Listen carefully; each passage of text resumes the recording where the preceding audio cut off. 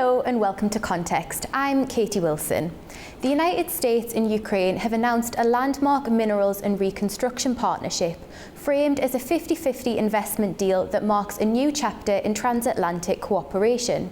According to both sides, the agreement, unveiled in Washington this week, ensures Kyiv retains full control over its resources, while also inviting billions in US capital for Ukraine's post-war recovery. At the heart of the pact is a joint fund targeting critical minerals such as lithium and titanium, resources vital to global tech and defence industries. Officials on both sides insist the agreement imposes no debt obligations on Ukraine and directs profits back into its reconstruction. But skeptics see strategic interests masked by diplomatic platitudes. Critics in Kyiv worry about long-term sovereignty risks, and US lawmakers call it a necessary investment in stability. So, is this an equitable partnership or a clever way for Washington to guarantee future leverage in a key frontier state? And how do Ukrainian policymakers balance urgent recovery needs with long-term autonomy? To discuss more, joining us from Portugal is political analyst Francisco Rocha Conchalves, and from Ankara, Dr. Melih Demirtas, researcher at Cappadocia University in Turkey. Thank you for joining us, gentlemen. Now, Dr. Demirtas, I'm going to start with you. How would you describe the strategic value of this deal to the US? Yes, thank you, Ms. Katie. And if my speed and connections have some problems, sorry for that. Beforehand, I want to sorry for my maybe voice interruptions.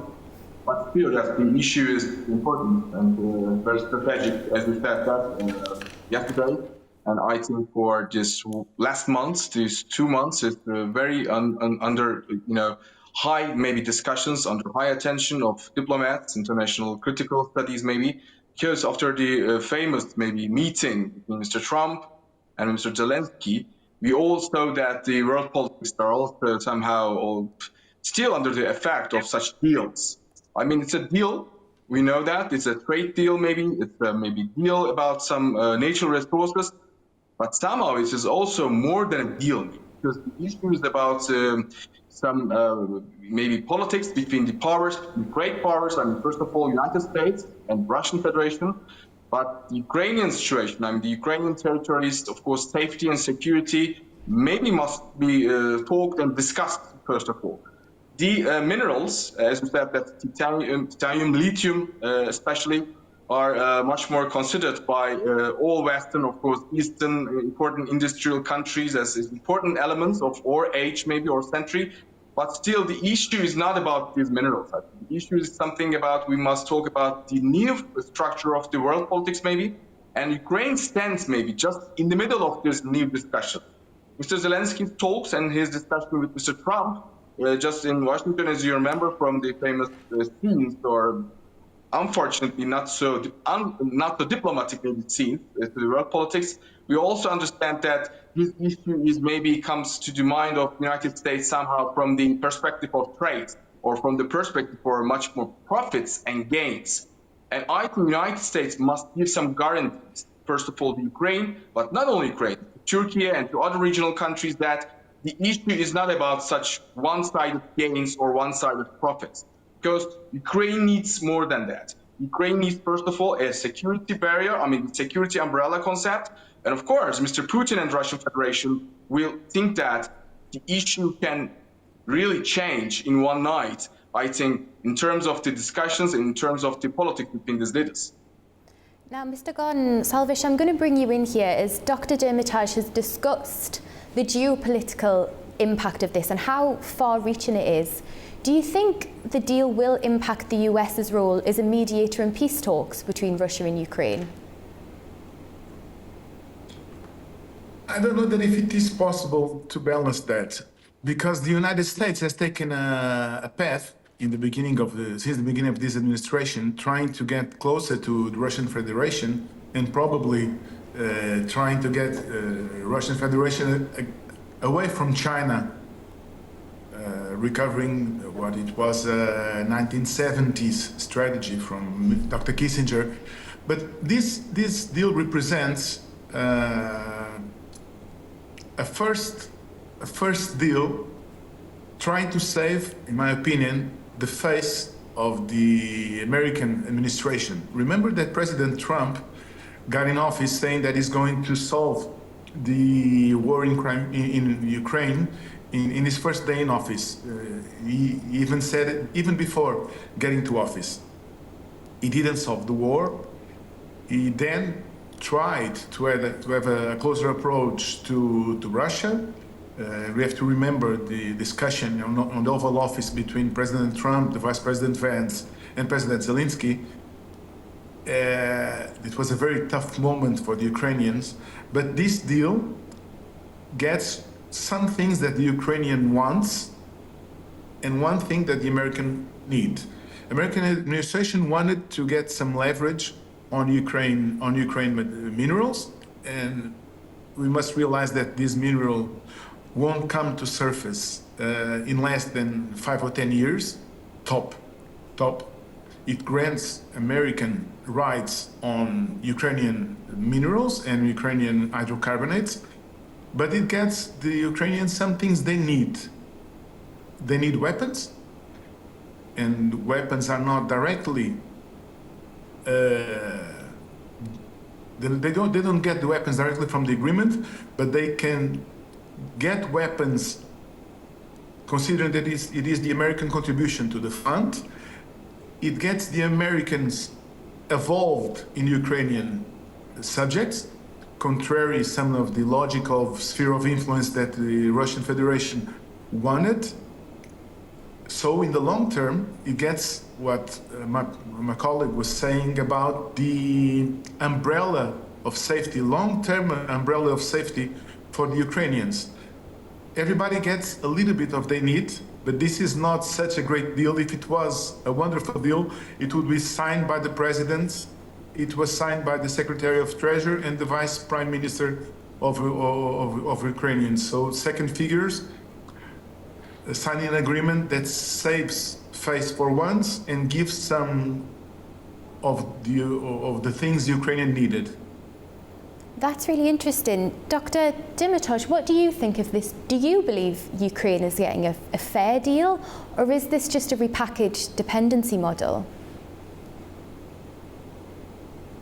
Yes, I think it is the same like we made maybe in the beginning of this 20th century. Think about the unsurfacing process of petroleum, for example, of oil.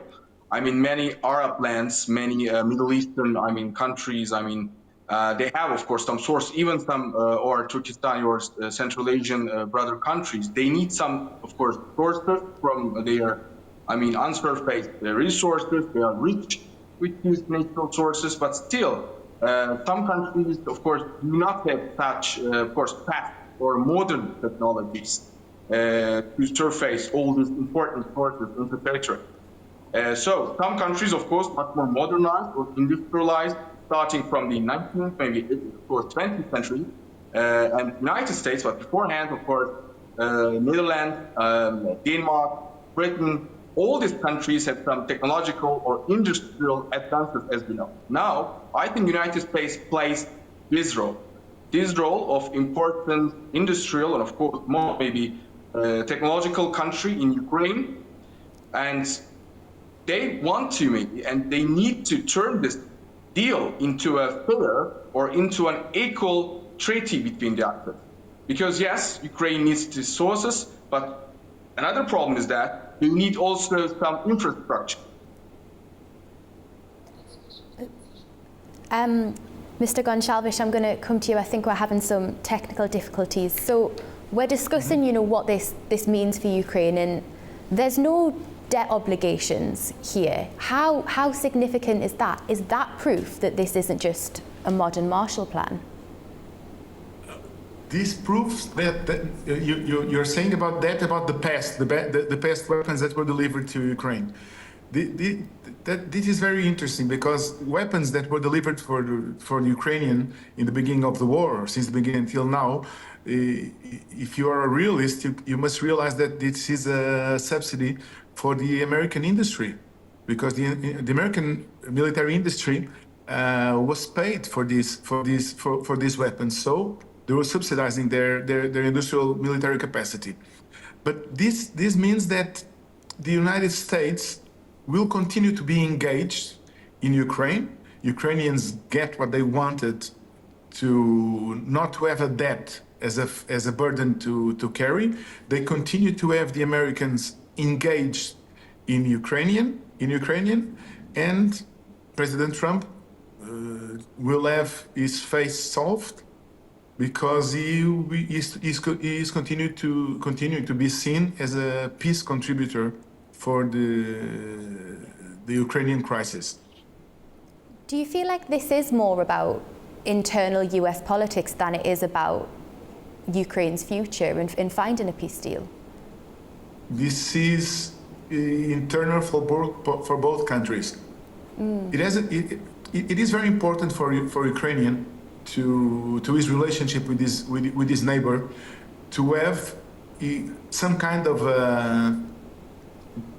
close relationship with the United States. They have always been trying to do so since their independence in 1991, and they continue to do so. So this gives them some kind of leverage in their relationship with their big neighbor. So this is what is important for them. For the United States internally, it gives, as I said before, President Trump and his administration some kind of recognition for his role as trying to find peace in Ukraine, and gives them long-term interests in Ukraine, in strategic minerals and energy. Dr. Dermitage, I think we've got you back now. So looking, in more detail at this deal, in particular about mining rights, talk me through the safeguards that exist to ensure Ukraine retains operational control over things like mining rights. Yes, and thank you. Because of this maybe windy situation in my country now and my unstable connection problem. Sorry for that. Yes, this is the problem again, as we said, because the administrations can change, especially at those times. Mr. Trump's ideology and Mr. Trump's behavior, I think it is so changeable. Let's think about for example, Pope's funeral. I mean, we have seen a sudden, maybe also intimate connection or dialogue between Mr. Trump and Zelensky on the international scenes, but we do not know still, I think, Mr. Trump's or even Mr. of course Putin's dialogue and connections, and they are maybe closed door meetings and closed door discussions, and what they are thinking about this region. I mean, Ukraine situation. I mean, Ukrainian, of course, resources are always in the agenda of this international politics. Think about the years of Second World War, with these famous attacks from this, of course, Nazi Germany side. Even they are first of all targeting these territories. I mean, Ukrainian, very fertile and very, of course, important sources inside this Eurasia. So still, the problems are continuing like this. This region is a very forceful. This region is a very important, I mean, a wealthy region with all the minerals, and even, of course, with the agriculture and other stuff inside here. But still, we do not know that this safety and the protection will come, and everything will be protected and guaranteed by the United States side.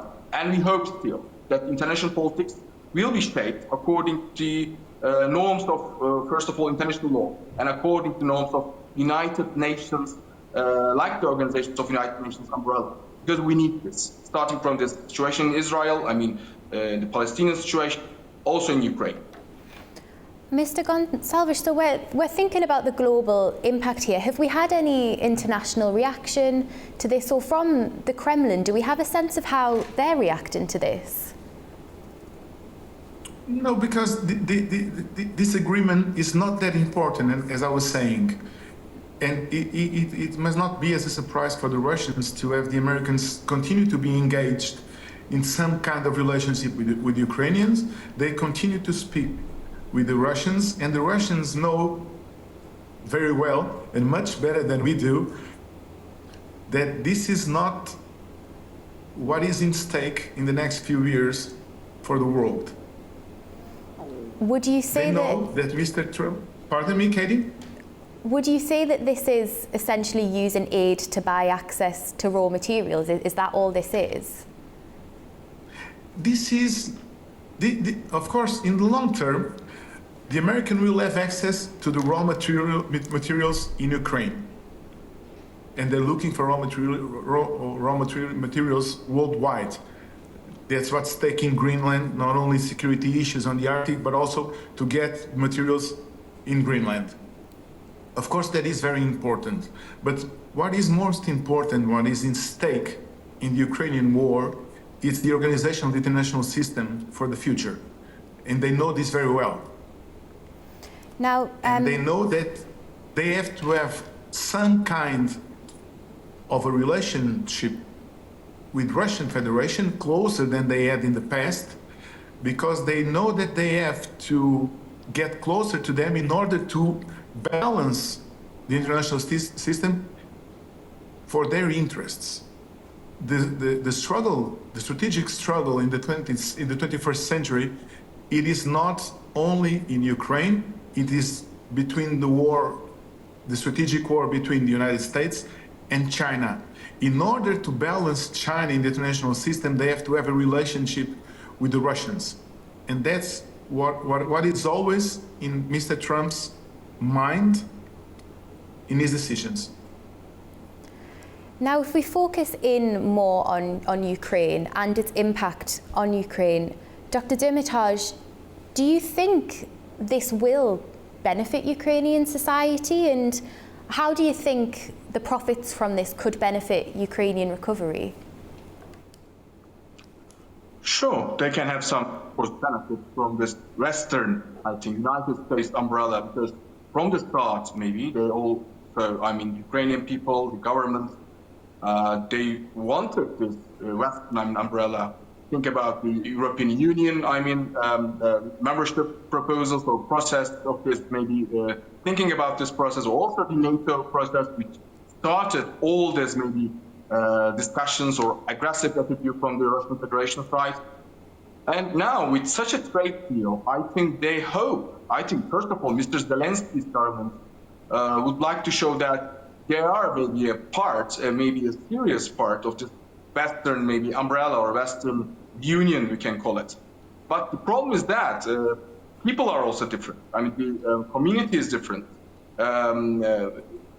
Think about the Ukrainian history, think about the Ukrainian community, what they are, of course, having links with the Eurasian spirit.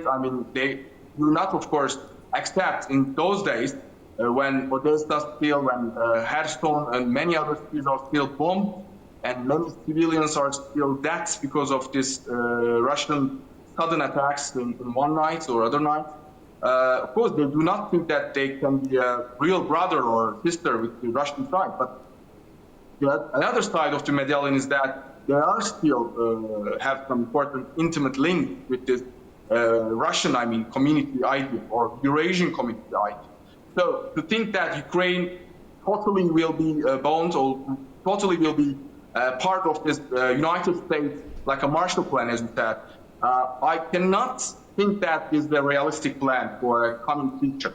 For a very long term, maybe for a 100-year proposal, I can think that maybe. But in the Eurasian spirit and the Eurasian ideal, even in my country, in Turkey, or in other countries like the Caucasian sense or Central Asian spirit, we must think both sides of the medallion.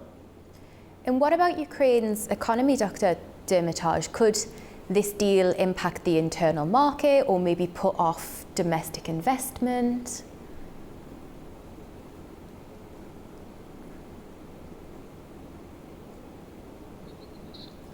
Can you hear me there? I just want to make sure you can hear me. Your questions. Yes, so what about Ukraine's economy? How will this impact the internal market in Ukraine or domestic investment? Suddenly it will increase. First of all, I think the important balances, inside this investment procedures, still, of course, everything's so unstable because of the ongoing attacks of Russian side, especially in the Kiev, in Odessa. Such cities are the Targovy center, yeah, in the Russian sense. I mean, this is the important commercial centers of this country. But still, such cities cannot find any stable environment, any secure environment. So to think about a stable economy, we must first of all to think about some stable security structure. Now, if we look ahead to this deal and when it does come into practice, Mr. Gonsalves, does Kyiv have enough power and authority to make sure this deal is conducted in a transparent way? Well, to begin with, the deal is not that transparent, is it? So they have, since the beginning, they've been hiding some of the Tell me more about this. Some of details, please. They've been hiding some of details of the deal. So, but the Ukrainians, what else could they do? They have managed to get a deal as fair as they could, because if you look at what was in stake since the beginning of the negotiations, it was a much more unfair deal, what they were getting. Of course, they're giving away some of the sovereignty of their own resources, but in the other hand, they get the engagement of the United States in their territory. It's what they gain. Now, we're running out of time, so I'm going to ask for a very brief final answer from you, Mr. Gonsalves. Sorry. For Ukraine, could this be the beginning of deeper economic integration with NATO economies? Could we see it this way? I'm just looking at it as the possibility to continue to have weapons and to continue to have the United States engaged in their territory with the perspective that they had a few weeks ago that the United States want to come out. They got that. Thank you, gentlemen, for as joining fast as I could, Katie. Thank you. That was great. Thank you. Now, as Ukraine rebuilds from war, its choices now shape its future for decades to come. But every dollar of investment comes with a balance of power and questions over control. Whether this deal is a lifeline or a leash will depend on how Kyiv asserts its agency in the years ahead. I'm Katie Wilson. Thank you for watching.